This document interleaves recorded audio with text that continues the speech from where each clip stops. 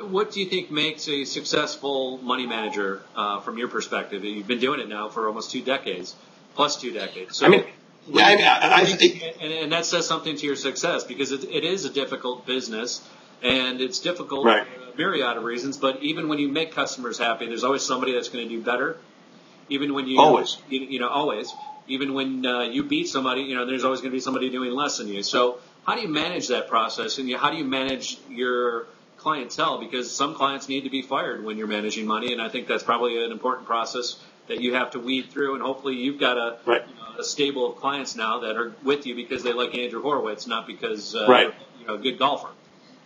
Well, and not only that, if it's all based on performance, let's get back to that basic point, because a lot of people who may be watching, they think that, okay, I want a guy that's going to make me 100% a year or 200% a year or 30% a year or whatever the number is. And yeah, if you make 30, why didn't you make 40? If you made 40, why didn't you make 50? If you lost 2, why didn't you, everybody else lost only 1? I mean, it just, you can go that route, and that's the game that the mutual funds play, and that's why the current markets are doing what they're doing. Everybody's trying to play catch up right now, it seems, at least in the mutual fund business, with a lot of money. But I think that it really comes down to taking care of your client. I mean, not to be corny here, but it comes down to doing what they need and making sure that sometimes you not only answer the hard questions, but you bring the hard questions to them. There have been many clients, as I say, that sometimes you can take the client to the water and make them drink. Sometimes you have to take them by the hair and put them in the fountain. Okay, I fired a client this week, as a matter of fact, on Monday. And that's not a usual occurrence, and it so happens it's kind of unusual, but there's been a few. This client I've also fired. I thought about it just after I fired this client. I also fired his father once before so it's like a family thing, I think. He just became too difficult to deal with. There was too much requirement. He was doing things that were bad for him, frankly, and without going into the whole story, I just couldn't handle him as a client anymore.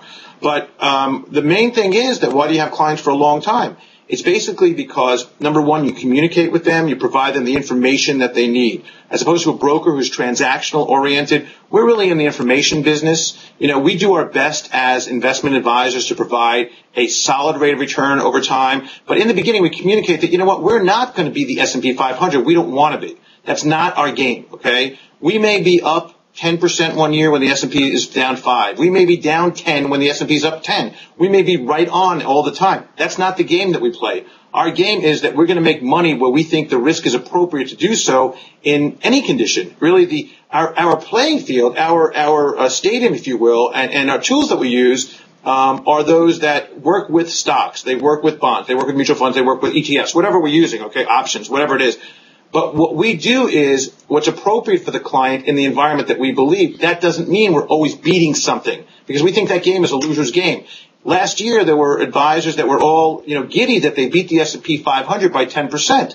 And I would say, so you only lost 28% and you're happy about that? Right. I mean, come on, there's something wrong with that whole model, but that's the model. Couldn't agree more. I think that's a big problem in the industry is the whole bench game. Again, the benchmarking, Right. You can set a bench against anything. I'm going to beat the S&P minus 20 every year. Well, big deal. Like you said, who cares?